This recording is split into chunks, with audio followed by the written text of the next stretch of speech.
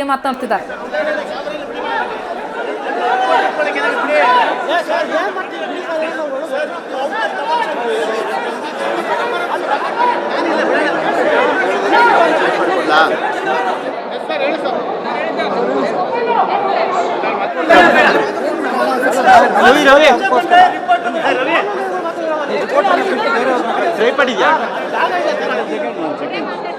ಅಲ್ಲ, let your friends get settled.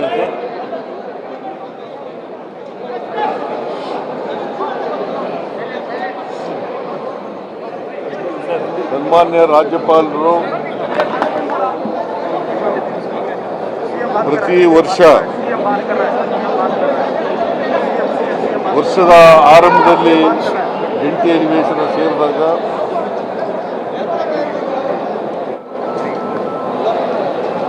ಮತ್ತು ಹೊಸ ಸರ್ಕಾರ ಬಂದಾಗ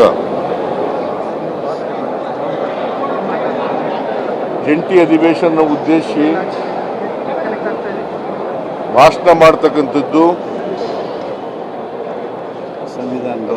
ಸಂವಿಧಾನದ ರೀತಿಯ ರಾಜ್ಯಪಾಲರ ಕರ್ತವ್ಯ.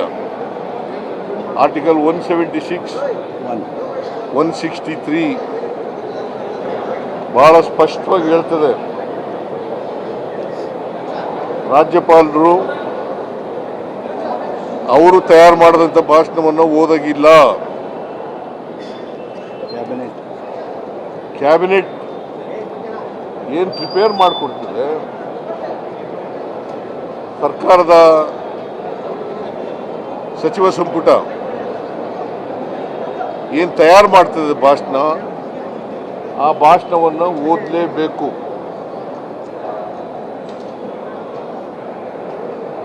ಇವತ್ತು ಜಂಟಿ ಅಧಿವೇಶನ ಕರೆಯಲಾಗಿದೆ. ಯಾಕಂದರೆ ಇದು ಮೊದಲನೇ ವರ್ಷ ಮತ್ತು ಮೊದಲನೇ ಜಂಟಿ ಅಧಿವೇಶನ, ಜೊತೆಗೆ ವಿಶೇಷ ಅಧಿವೇಶನ ಕೂಡ ಕರೆದಿದೆ. ಕಾರಣ ಯಾಕಪ್ಪ ಅಂತಂದ್ರೆ, ಮಹಾತ್ಮ ಗಾಂಧಿ ಉದ್ಯೋಗ ಭರವಸೆ ಯೋಜನೆ ಅದನ್ನು ರದ್ದು ಮಾಡಿ,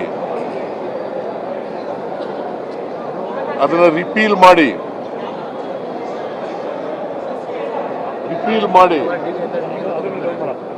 ವಿ.ಬಿ.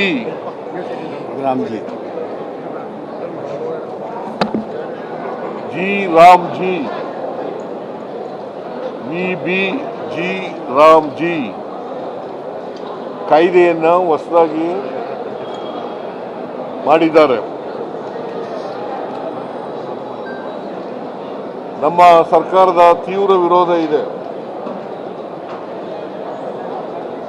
ಒಂದು, ಮಹಾತ್ಮ ಗಾಂಧೀಜಿಯವರ ಹೆಸರನ್ನು ತೆಗೆದುಹಾಕಿರ್ತಕ್ಕಂಥದ್ದು. ಎರಡನೇದು, 20 ವರ್ಷಗಳ ಹಿಂದೆ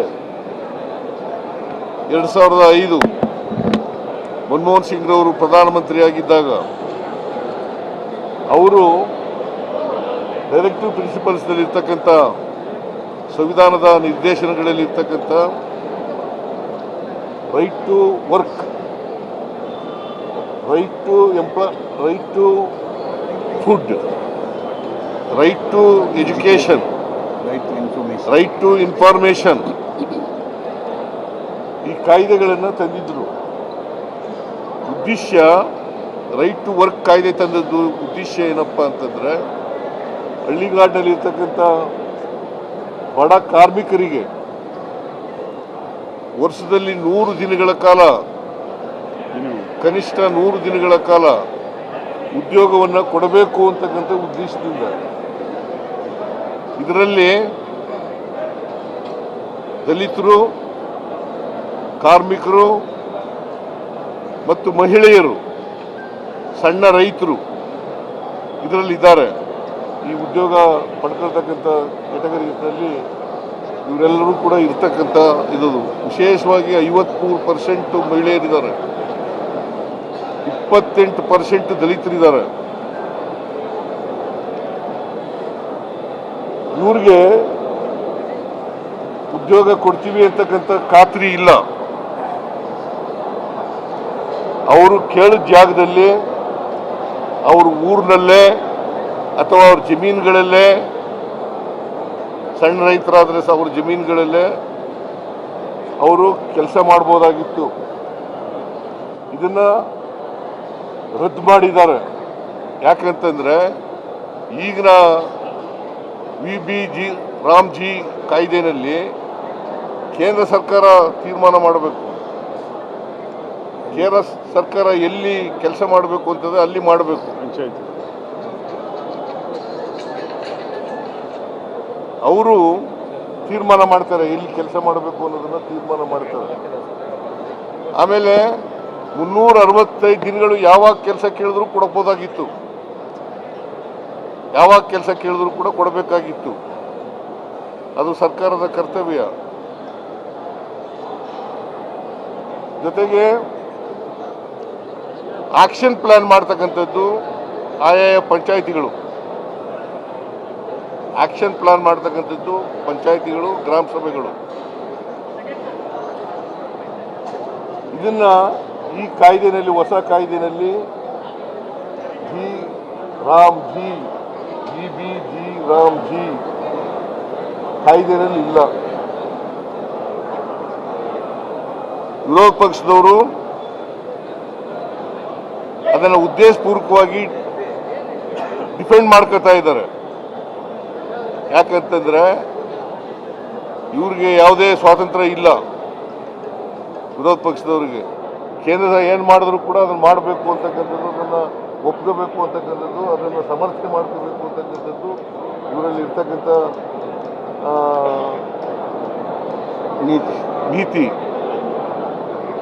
ನೀತಿ. ಅದರಿಂದ ನಾವು ಅದನ್ನು ವಿರೋಧ ಮಾಡಿದ್ದೀವಿ. ಅದನ್ನು ಕ್ಯಾಬಿನೆಟ್ಟು ರಾಜ್ಯಪಾಲರ ಭಾಷಣದಲ್ಲಿ ಸೇರಿಸಿತ್ತು. ಮರುಸ್ಥಾಪನೆ ಮಾಡಬೇಕು ಅಂತ ನಮ್ಮ ಉದ್ದೇಶ ಏನಪ್ಪಾ ಅಂತಂದ್ರೆ, ಅದರಲ್ಲಿ ಮನ್ರೇಗಾದಲ್ಲಿ ಉದ್ದೇಶ ಏನಪ್ಪಾ ಅಂತಂದ್ರೆ ಮನ್ರೇಗವನ್ನ ಮರುಸ್ಥಾಪನೆ ಮಾಡಬೇಕು.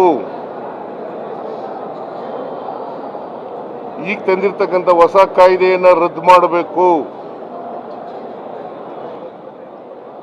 ನಮ್ಮ ಪಕ್ಷದಲ್ಲಿ ಮತ್ತು ಸರ್ಕಾರದಲ್ಲಿ ತೀರ್ಮಾನ ಮಾಡಿದ್ದೀವಿ.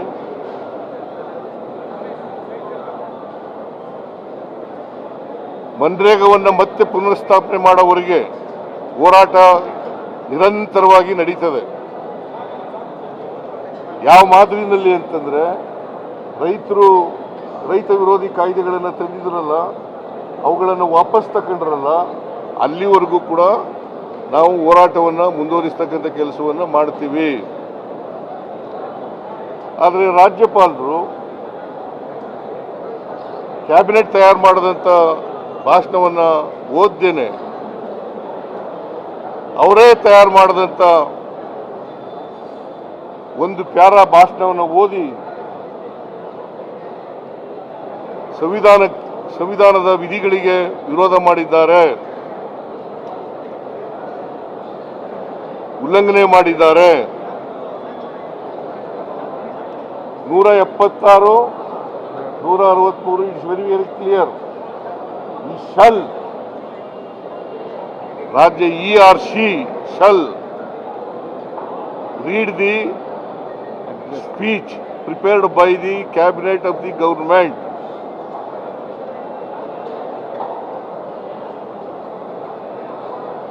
ಇದು ಇರ್ತಕ್ಕಂಥ ವಾಸ್ತವ ಪರಿಸ್ಥಿತಿ. ಇದು ಸಂವಿಧಾನದ ಉಲ್ಲಂಘನೆ ಆಗಿದೆ. ಮತ್ತೆ ಜನ ಪ್ರತಿನಿಧಿಗಳ ಸಭೆಗೆ ಅವಮಾನ ಆಗಿದೆ. ಇದು ಮೊದಲಿಂದ ನಡ್ಕೊ ಬಂದಿರತಕ್ಕಂಥ ಪದ್ಧತಿ. ಸಂವಿಧಾನ ಬಂತವಿಂದ ಅಸೆಂಬ್ಲಿಗಳು, ಪಾರ್ಲಿಮೆಂಟ್ಗಳು ಪ್ರಾರಂಭ ಆದಮೇಲೆ ನಡ್ಕೊ ಬಂದಿರತಕ್ಕಂಥ ಸಂವಿಧಾನ ಬದ್ಧವಾದಂಥ ವಿಚಾರ. ಇದನ್ನ ಉಲ್ಲಂಘನೆ ಮಾಡಿದ್ದಾರೆ. ಇದನ್ನ ನಮ್ಮ ಸರ್ಕಾರ ಪ್ರತಿಭಟನೆ ಮಾಡ್ತದೆ, ನಮ್ಮ ಪಕ್ಷ ಪ್ರತಿಭಟನೆ ಮಾಡ್ತದೆ. ನಮ್ಮ MLAಗಳು ಪ್ರತಿಭಟನೆ ಮಾಡ್ತಾರೆ, MLCಗಳು ಪ್ರತಿಭಟನೆಯನ್ನು ಮಾಡ್ತಾರೆ. ಇಡೀ ರಾಜ್ಯದಲ್ಲಿ ನಾವು ಹೋರಾಟವನ್ನು ಹಮ್ಮಿಕೊಂಡಿದ್ದೀವಿ. ರಾಜ್ಯಪಾಲರು ಕೇಂದ್ರ ಸರ್ಕಾರದ ಕೈಗೊಂಬೆಯಂತೆ ವರ್ತಿಸಿದ್ದಾರೆ.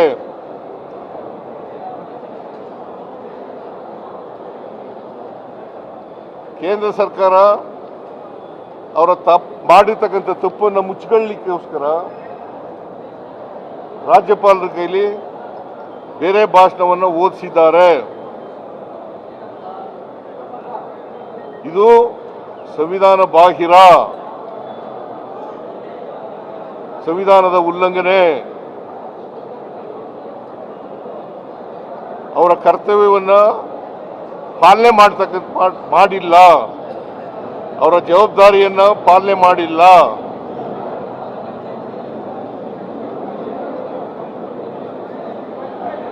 ನಾವು ಓದಿರ್ತಕ್ಕಂಥ ಭಾಷಣ ಈಗಾಗಲೇ ಎಲ್ಲ MLAಗಳಿಗೆ MLCಗಳಿಗೆ ಡಿಸ್ಟ್ರಿಬ್ಯೂಟ್ ಮಾಡಿದ್ದೀವಿ. ನಾವು ತಯಾರು ಮಾಡಿದಂಥ ಭಾಷಣ, ಸರ್ಕಾರ ಕ್ಯಾಬಿನೆಟ್ ತಯಾರು ಮಾಡಿದಂಥ ಭಾಷಣನ ಎಲ್ಲ MLAಗಳಿಗೆ MLCಗಳಿಗೆ ಡಿಸ್ಟ್ರಿಬ್ಯೂಟ್ ಮಾಡಿದ್ದೀವಿ. ಅದು ನಾನು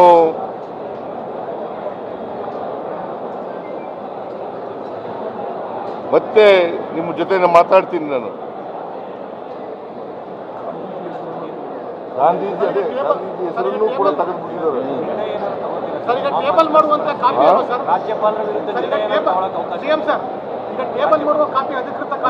ಇಲ್ಲ, ನಾವು ಕೋರ್ಟ್ಗೆ ಹೋಗ್ಬೇಕು, ಸುಪ್ರೀಂ ಕೋರ್ಟ್ನಲ್ಲಿ ಮೊಕದ್ದಮೆನ ಹೂಡಬೇಕು ಬೇಡವೋ ಅಂತಕ್ಕಂಥದ್ದನ್ನು ವಿಚಾರ ಮಾಡಿ ನಿಮಗೆ ತಿಳಿಸ್ತೀನಿ.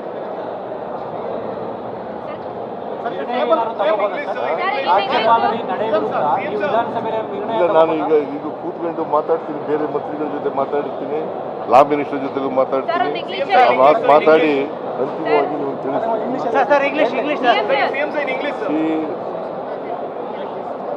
Every new year the governor has to address the joint session and he has to read the speech prepared by the cabinet. That is constitutional because 176 of the Indian Constitution, Article 176 of the Indian Constitution and 163 of the Constitution says he or she, governor, shall read the speech prepared by the government or cabinet. Today, instead of speaking the speech prepared by the cabinet, he spoke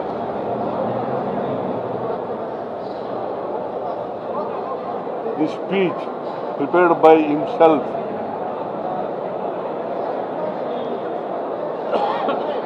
That against the constitution, provisions of the Constitution, Indian Constitution. It clearly violates Article 176 and 163 of the Indian Constitution. Therefore, it is not going to be the speech of the governor.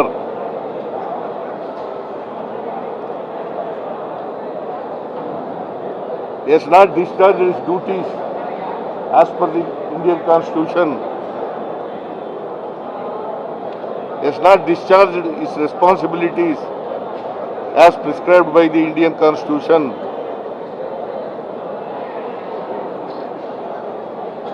Therefore,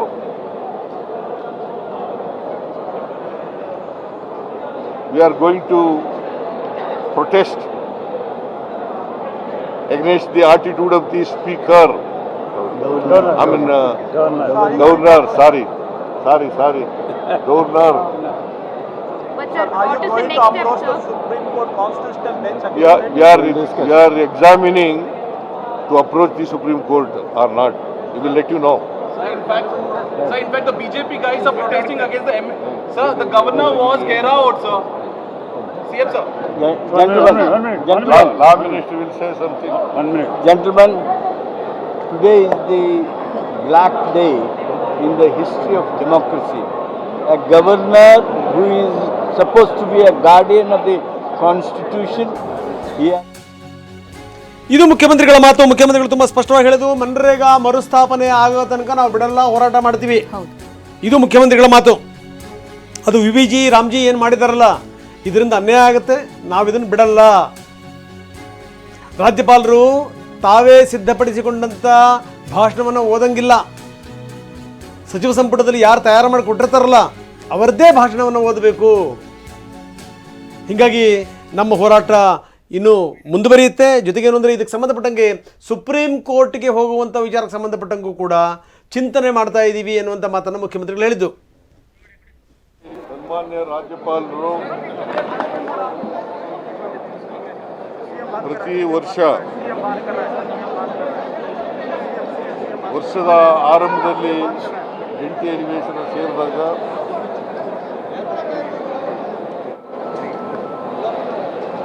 ಮತ್ತು ಹೊಸ ಸರ್ಕಾರ ಬಂದಾಗ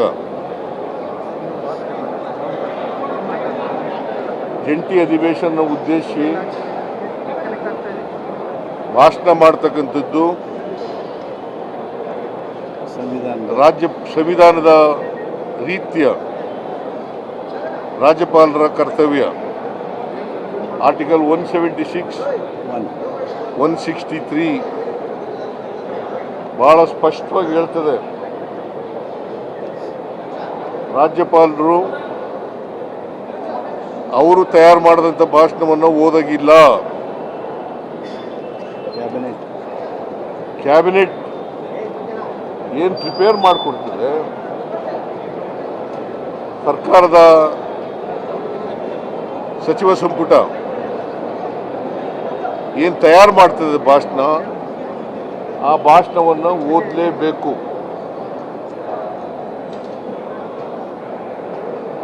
ಇವತ್ತು ಜಂಟಿ ಅಧಿವೇಶನ ಕರೆಯಲಾಗಿದೆ. ಯಾಕಂದರೆ ಇದು ಮೊದಲನೇ ವರ್ಷ ಮತ್ತು ಮೊದಲನೇ ಜಂಟಿ ಅಧಿವೇಶನ. ಜೊತೆಗೆ ವಿಶೇಷ ಅಧಿವೇಶನ ಕೂಡ ಕರೆದಿದೆ. ಕಾರಣ ಯಾಕಪ್ಪ ಅಂತಂದರೆ